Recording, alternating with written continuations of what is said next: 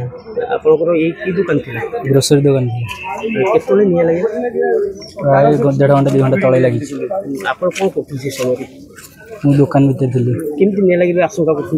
किसी जानी पछाड़ू निया सडन आसला किछि एठी अग्नि निर्वापक यंत्र एमति किछि नथिला किछि नथला भितरे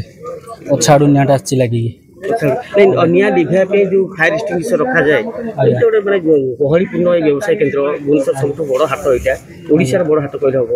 सेठी आप किसी अग्नि निर्वापक यंत्र कि फायर एक्सटिंग्विशर किसी रखुन किसी ना केते टंकार जिनस आप क्षयक्षति पड़ जाइए 60-70 लाख टका कम इन्शुरेंस कर क्षति